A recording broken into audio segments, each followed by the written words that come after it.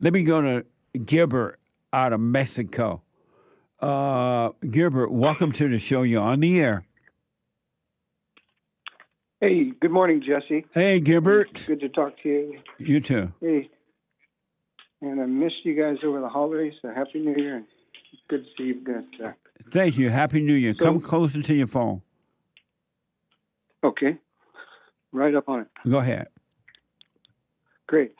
So my question is that I discovered you last year watching you when you're on Roseanne Barr's podcast, and I've been watching regularly ever since. And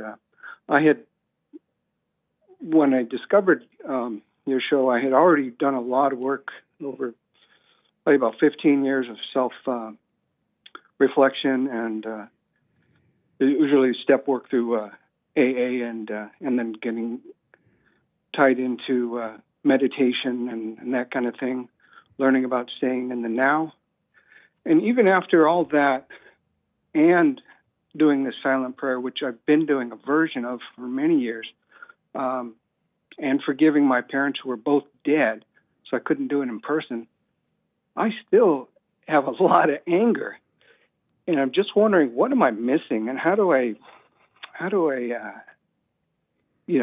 because it seems like I'm probably just lying to myself, and I haven't been thorough in the work, because it just doesn't. I don't understand why I still have all this anger. And so your question for me is what? How do I let go of this anger that's still there even after all this work? And when you say you have the anger, who are you? The consciousness that feels the anger. What? I believe I am the consciousness that feels the anger. What does that mean? That's all. I don't know. I just know that I feel it, and it comes out of nowhere. So you feel everything can be going fine. So you feel the anger in your body? Yes. So who are you that feel the anger? Who are you? I am the consciousness that sees this anger. And I'm wondering, now that why do you're asking that. Go ahead. Is it just that even if the anger comes up, it's just seeing it and not reacting to it, and that it's always going to be there, but it's just like everything else, the thoughts?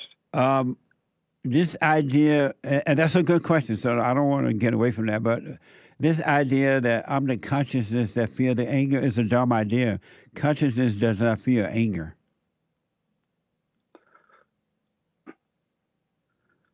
So let that go. I don't know who told you that. And then secondly, I recommend that you stop calling the spirit of anger you.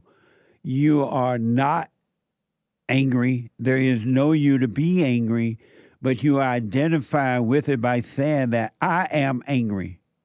I am angry. I did this. And there's no you.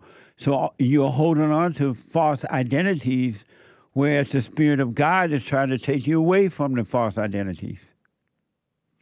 Stop calling the anger you, and it will be taken away from your mind and body. Yeah. Okay.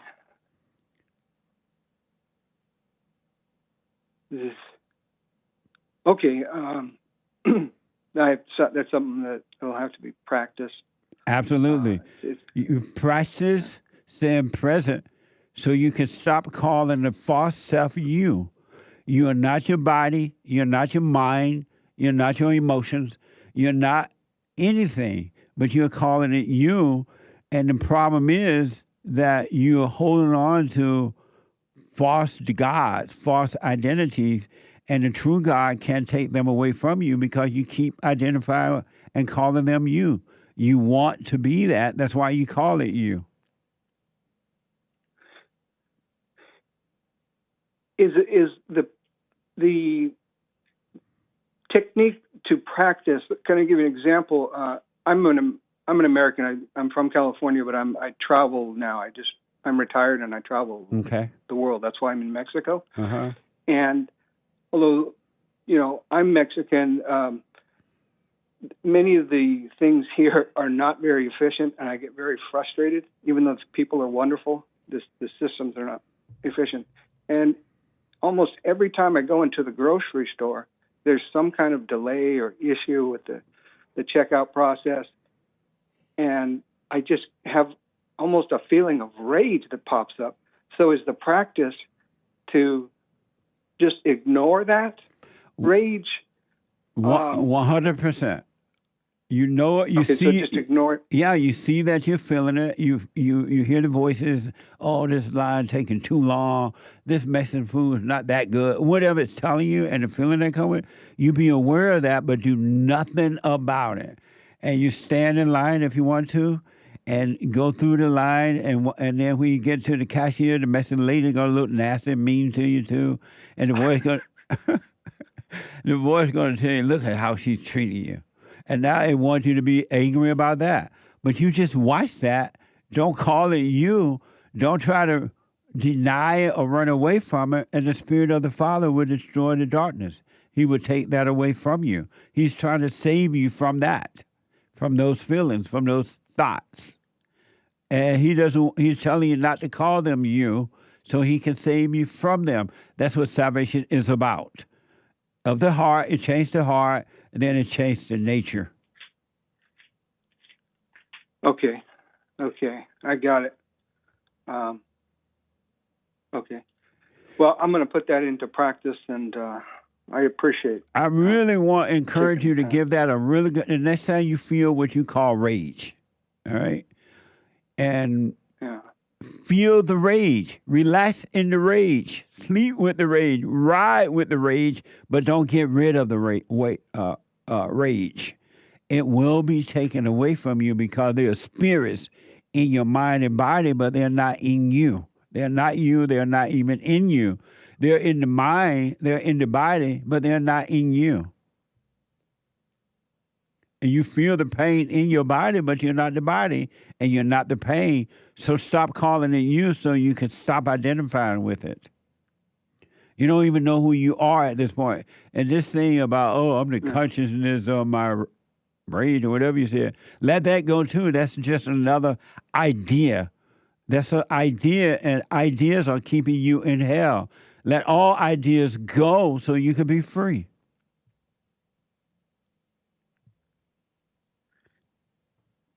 And, okay.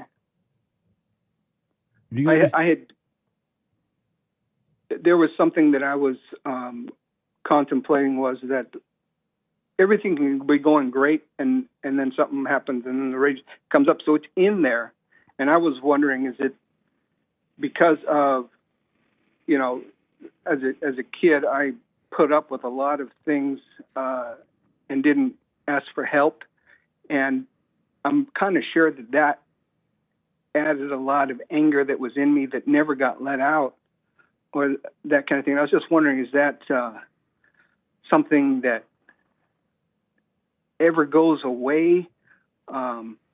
You only have one issue. You only have one problem.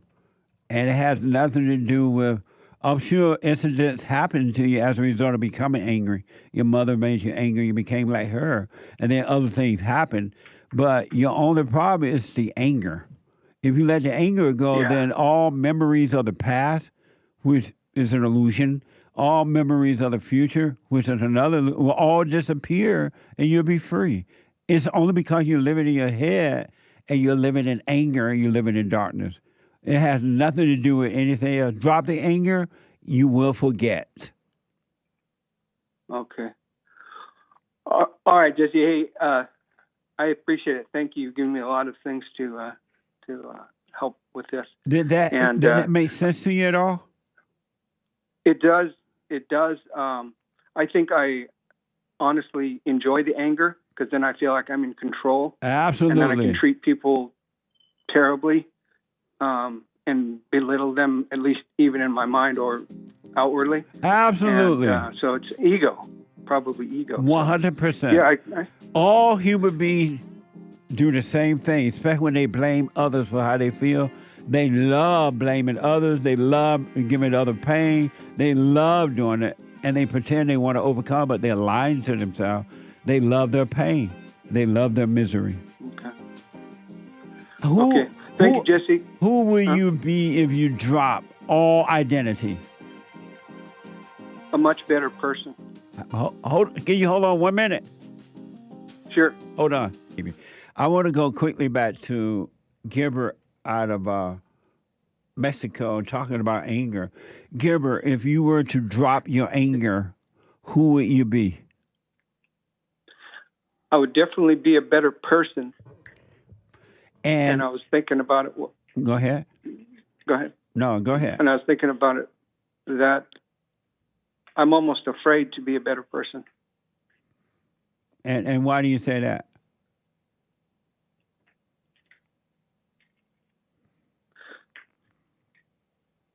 Because then more people might be in my life and then could lose them. You can lose the people if you became a better person? Yeah. And why do you say that? Because as an angry man, I keep people away from me. But I always meet people and, start to develop friendships, and then I find a way to get rid of them. But if I'm a better person, then maybe more people would be in my life, but then there'd be a risk of losing them. And so you'd rather not have them in your life than to lose them? Yes. Amazing. So where do you get the idea that if you drop your anger, you'll be a better person? Because then the judgmental part and treating people poorly would go away, and I'd be able to be more of a model for others to see, hey, like what you're how doing. How do you get that way? Sharing it with them. What you're doing, Gilbert, you're making a horrible mistake by coming up with other ideas about you.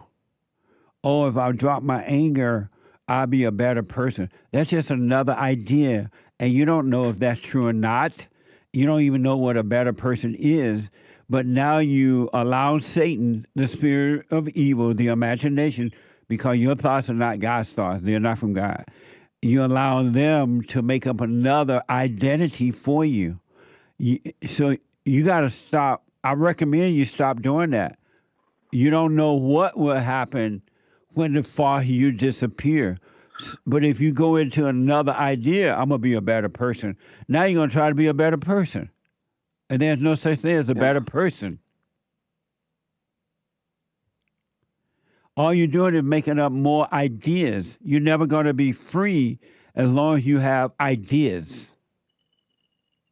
Ideas imprison you because you're just going from one idea to another one, and then that's coming from evil. It's not even coming from you. So the idea told you, okay, if you dropped your anger after I asked you that, you said, oh, I'm going to be a better person. Idea. And then the idea said, well, if you become a better person, then you're going to have people in your life that you're going to lose. Ideas. You're living in a world of ideas, which is the world of darkness. You want to live in the light with no ideas. You don't want any thoughts. You don't want to live by thoughts. You want to live the wordless life. No words, no thoughts. It's all these masks that we taught going through school as a kid and then through the career and, in the military, that you have to wear all these different masks in different roles and around different people. And then you get to this point in life where you're trying to let go of all this. And it's like, how do you do it?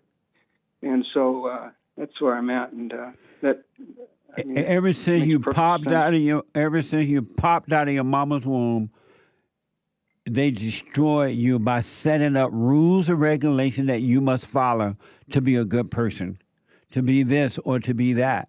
Had they left you alone and left you stay with your innocent, you would have grown up without any identity and you would be a free man, today, because you wouldn't be trying to live up to anything or anyone ideas of you or any ideas of yourself. You just be a free man. You gotta, and that's what overcoming does. It gives you a clear mind. It gets rid of all that you have been taught, because you've been taught to live in prison and not to be free. Trying to live up, trying to be right. If you notice, there's no one on earth that ever lived up to being right. They're not what they have been taught to be. Love your neighbor, love this, do that. And they have tried to do it, and they can never be right. They only got worse. Let go of all your ideas, you'll be a free person. Mm.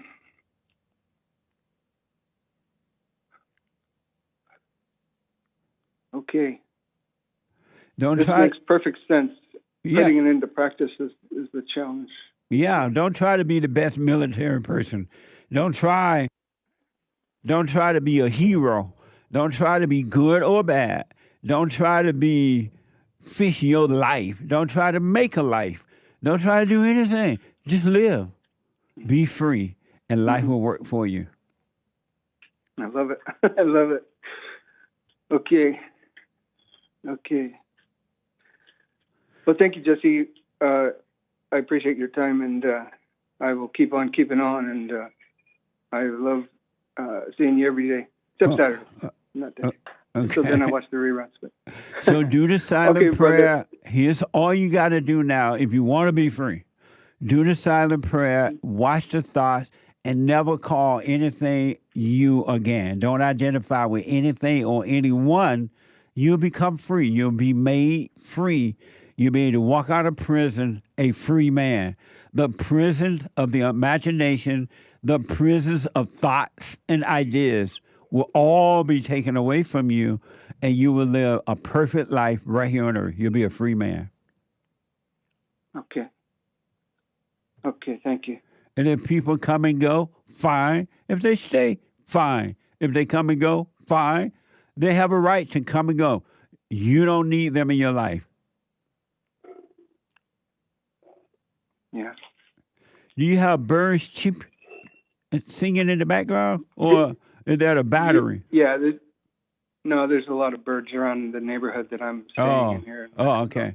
So I encourage you to work on overcoming ideas. Stop believing your thoughts. You don't know what you want. You don't know what you need. You are not your emotions. You're not the thoughts and not the emotions. If you didn't have the thoughts, you wouldn't have the emotion.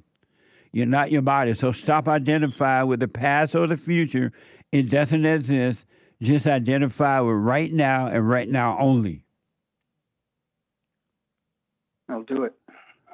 And whatever has happened in the past, that was then. That's not now. It's only now in your mind, but it's not real. Satan wants you to think it's real, the spirit of evil, so it can keep you with it, so that you will not walk with God, or God walk with you. Yeah. Drop all ideas, man, and be free, all right? I will do it. And drop that thing, I'm a feeling of my consciousness, or whatever you said. Drop that too. No more ideas. Okay, Jesse. All right, buddy. Thank you, and God bless you. You too. I wish you well. All right, take care. All right. Thank you. All right, bye. Wish you too. Bye. Thanks.